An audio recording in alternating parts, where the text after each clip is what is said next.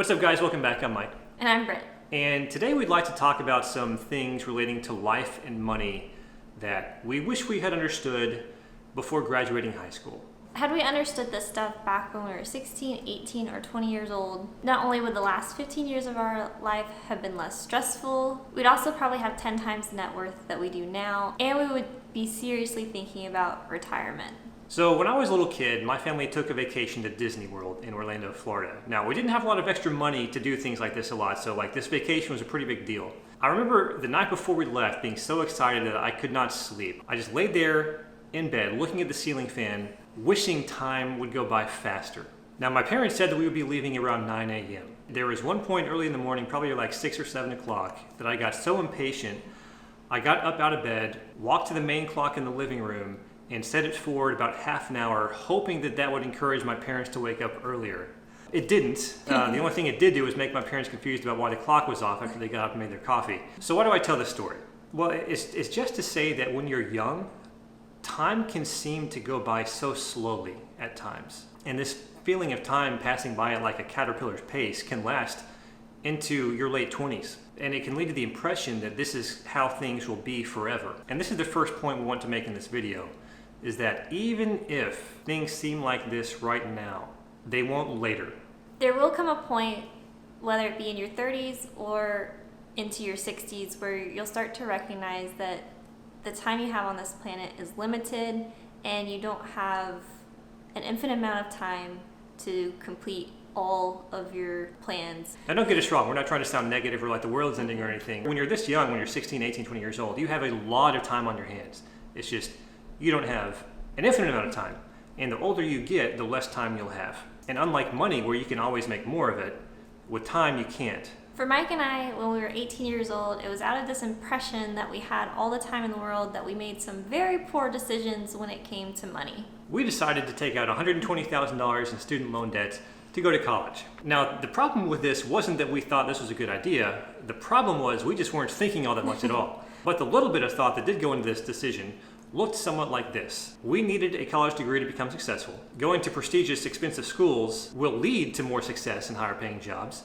All of our friends were taking out student loans to go to college, so it must be okay. And did we mention we needed a degree to become successful? So none of these turned out to be good reasons, by the way, or true. So after finishing school and getting married, we spent the first 3 years of our marriage paying off all of that debt. And as much as we wish we could say that this decision cost us $120,000 in 3 years of our lives, the true cost is probably closer to $1 million in about a decade of our lives or more. And that's just because of what's called opportunity cost. So believing we had to go to expensive schools and taking out an exorbitant amount of student loans to attend those schools cost us the opportunity to be able to attend cheaper colleges and being able to pay for those with cash, especially if we were working part-time. Me spending 8 years going from one degree program to another degree program without even obtaining a degree cost me 6 years of my life where I could have been working and building an income had I just chosen to get an associate's degree instead. If we had just done school differently, and everything else about our lives could have been the same, but if we had just done school differently, what we could have been doing the first 3 years of our marriage was investing a bunch of money in the stock market or into real estate and building up an investment portfolio which would have allowed us to retire pretty soon. If we had just done that, we probably would have a net worth closer to $1 to $2 million, and we could seriously be thinking about retiring now and doing more of the work we want to do instead of just having a job to pay the bills. Instead, our net worth is closer to $150,000, and we may have to work for the next 15 years of our lives. And that is what one decision we made when we were 18 years old cost us. And that's also the second point that we want to make in this video, is that we live in a cause and effect universe.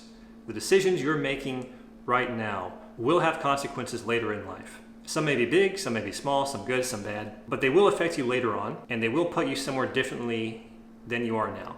So what does this have to do with investing? Well, let's first answer the question of why is it important to invest in the first place? Like, what is the end goal of investing? A lot of people think it's to accumulate a bunch of money, and we used to think something similar to this, but we were wrong. I think the people who say that they're investing in the stock market or real estate just to accumulate a bunch of money, I don't think they really have that as their end goal. I just think they need that money to do something with. The end goal, at least for us, is freedom.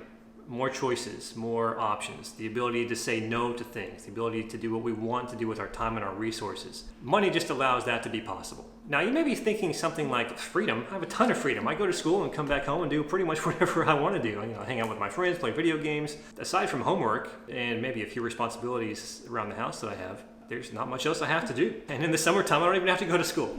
This may be true right now, but in 5 to 10 years, you'll be responsible for a lot more, and it'll be similar to what your parents have responsibilities for as well. So things like mortgage or rent, buying groceries, paying your utility bills, maintaining your car, possibly being a husband or wife, and if you have a family, driving your kids to and from school or other activities. And a full-time job, you'll need to pay for all this stuff with all the responsibilities that come with it. We're not trying to make this sound like it's a bad thing. You'll also have a lot more autonomy in 5 to 10 years. You'll be much more independent and be able to live life more on your own terms. It's just all that comes with a lot more responsibilities. So back to what all this has to do with investing. The decisions you make right now, especially when it comes to college and student loans, will have an impact on your ability to invest in the future. The question is, what effect will that be?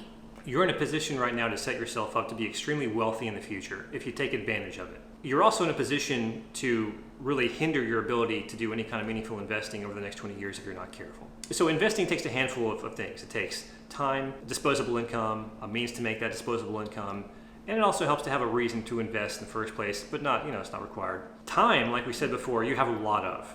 Disposable income, maybe not so much. The thing with investing is when you're 16, 18, or 20, is you don't need a lot of disposable income when you first start out. You can start investing $100 a month right now, and that would have a huge impact on your life in 30 or 40 years, just due to how the stock market works. And the stock market works by what's called compound interest. And the longer compound interest has to work on an investment, the more money that investment makes over time. Over long periods of time, this makes a huge impact. Think of it this way. If you invest $100 into something that doubles every year, over 1 year, you will have turned your $100 into $200. You will have doubled your money in a year. Over the next year, you will turn your $200 into $400, and then $800, and so on and so forth. By year 14, you will have turned your $100 into $1.6 million, which looks like about 3 times as much as this. It's about $500,000, a little bit more. But if you think that's crazy, just wait until you hear this next part. Between years 14 and 15, you don't just gain another $100 again. You gain an additional 1.6 million because you're doubling your money every time.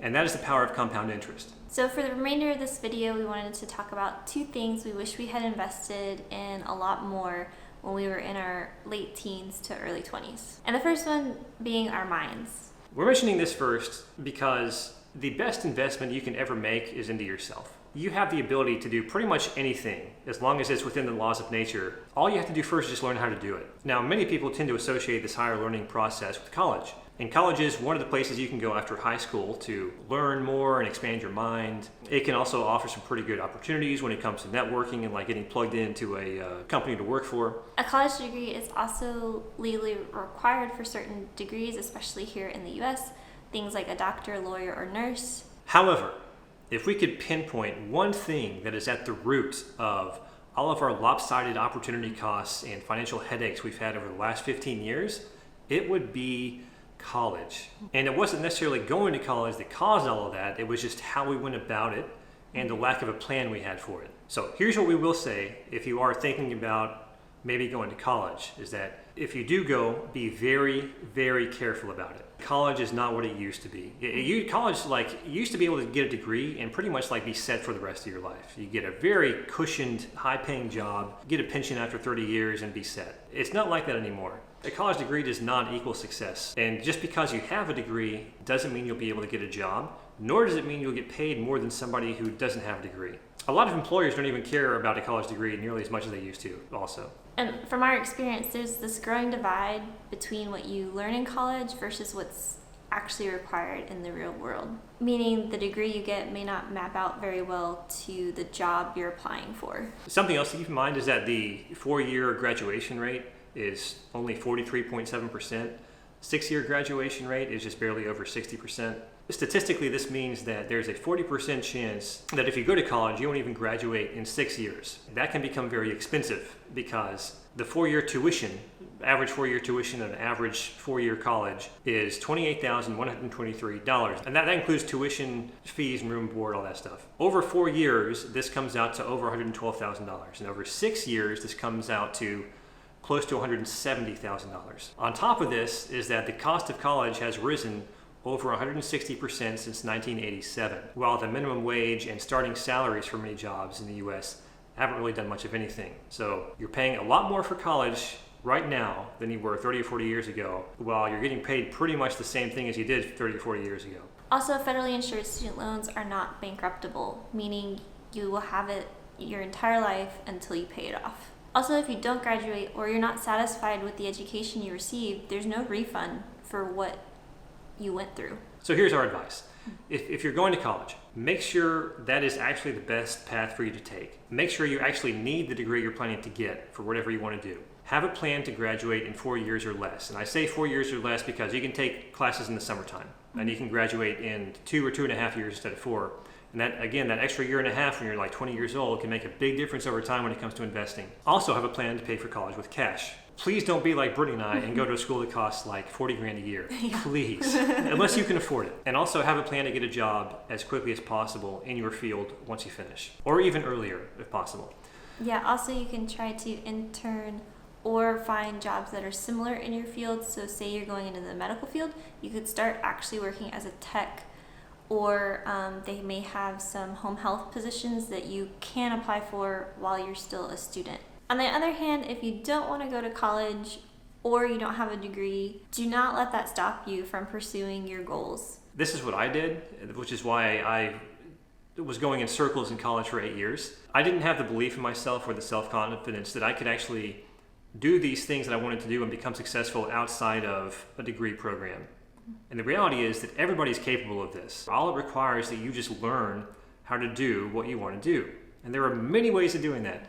Like we said, college is just one. Here are some other ways. Trade schools and technical colleges. These can still be kind of expensive, but most of these programs only last 2 years and they still cost way less money. Certification classes are another one. These are really good for like tech fields, programming, computer science, things like that. Another way is through books, and this is the most lopsided cost reward purchase we've ever made. So you'll have a book that costs $15 and the potential gain from it is tens to even hundreds of thousands of dollars depending on what you're learning from it. Some books that we would recommend just if you're getting started in like the finance space and maybe the work space is 48 Days to the Work You Love by Dan Miller. Great book regarding the subject of work and making money. Mm-hmm. Another one is The Total Money Makeover by Dave Ramsey. We went through Dave Ramsey's course and it totally changed our lives regarding finance. And Rich Dad Poor Dad by Robert Kiyosaki. This is kind of like the step above Dave Ramsey. You just want to really like expand your thinking regarding personal finance. Yeah, and investments and how to make money. Other ways to learn are like professional training. You could pay somebody to train you by the hour or however long it costs. You've also got things like apprenticeship programs. There's also YouTube videos. You guys, no joke, I taught myself how to do professional photography solely on YouTube. Last year, that resulted in me getting hired to photograph a $25 million renovation in a resort nearby. And I got paid very well for it. That was with no professional training other than me watching YouTube videos and just going out in the world and practicing it on my own. So going along with investing in yourself, investing in your mind, some subjects that we think would be beneficial regardless of what career path you choose or how you choose to make money are logic, philosophy, history, writing and grammar, and math. We're choosing these because all of these will help you think outside the box regardless of what situation you're placed in. So like logic, I'm not sure if you guys have heard the phrase, give a man a fish and you fed him for a day. Teach a man how to fish and you fed him for life. With logic, it's like if you tell a man what to think, you've basically made him dependent upon you for information. But if you teach a man how to think, you've made him capable of potentially solving some of the world's biggest problems. Philosophy complements logic very well too. History, not necessarily like the names and dates part of history, but concepts basically. Yeah, the things that happen, like big historical events. Why did they happen? What events led to those happening? And that just kind of gives you a lot of context about things that could potentially be happening right now. Writing and grammar, this is kind of like a form of communication. Learning how to communicate well also helps you think better. And it can also help with things like if you want to maybe create your own business and you get into sales, relationships to make those sales, etc. Yeah. And in terms of math, what we mean by this is basically just like basic finance math, stock market type of stuff, and basic statistics. We're not talking about like being able to derive the quadratic equation from standard formula of parabola or something like that. All right, and the second area we wish we had invested more into when we were in our late teens, early 20s is the stock market. And we're not going to spend nearly as much time on this as we did on the mind, just because we think the mind is more important, like we said before, and we've already talked about investing in the stock market a little bit in this video. But the sooner you start investing in the stock market, the less money you'll have to invest to become wealthy, and the more money you'll make over time. So next we wanted to go over some numbers we wish we had known when we were in high school, because if we did, we would have made very different decisions about how we spent our money. If you want to retire a millionaire at 59.5 years old, assuming an interest rate which the S&P 500 has had since inception, there are two ways of doing this. You could either invest a lump sum of money right now, or you can invest a little bit of money every month until retirement age. So we're going to go over both scenarios. We're going to start at 16 years old. At 16 years old, if you just want to invest a lump sum of money and be done with it, retire a millionaire at 59.5, you'd have to invest $14,510.16. Or if you want to invest on a monthly basis, you'd have to invest $119 a month from here on out. And next is if you're 18 years old, you would have to invest a lump sum of $17,627.60 or $145 monthly until you retire at age 59.5. At age 28, 10 years after that, let's say you go to college, take out a bunch of student loans, become the situation like Brittany and I did. Maybe not as many student loans as we took out, but let's say it takes you a while to pay off student loans. Lump sum of money you'd have to invest at age 28 to retire a millionaire, $46,644.15, which is 265% more money than you need to invest at age 18. Or $396 a month, which is 273% more than you would need at age 18 if you're investing monthly. We don't want to discourage you if you are 28. This is still doable. You would just have to basically save and invest a lot more. At age 35, like we are about right now, you would need $92,176.46 lump sum money, which is a lot more. Yeah. If you invest on a monthly basis, you would need to start investing $821 a month, every single month until retirement to retire a millionaire. Now, this lump sum is 523% more. The monthly basis is 566% more. So you can see if you're 16, 18, 20 years old, you can see how much of an advantage you have right now in terms of time to get your feet wet, to start doing this, to get the snowball rolling. Compared to if you decide to go down the same path that Brittany and I went down, go to school much longer than we needed to, in my case, take out a bunch of student loans, take years and years and years to pay them off, and like delay everything about your life, which you can do. Yeah. They're just trade-offs. So we wanted to end the video with an inspirational quote by Michael Altshuler. I think that's how you pronounce his name. He says, "The bad news is time flies. The good news is you're the pilot." So even if you do have some mishaps or mistakes in your life, you're still in control. You can change course and start over or start on a new path. And with that being said, guys, we hope we have imparted at least a little bit of good advice to y'all. Again, we were just talking about things that we wish we had done differently, you know, some of the regrets that we've had, some of the mistakes we've made, in hopes that you may be able to take some of that and apply it to your own life and avoid some of the things that we had to go through. Yeah. If you did enjoy it, please give us a huge thumbs up. It helps out tremendously with the YouTube algorithm. Subscribe for more, and you can follow us on Instagram at It's Mike and Britt. We post there every now and then. Yeah. Thanks again, guys. We'll see you next time. Bye.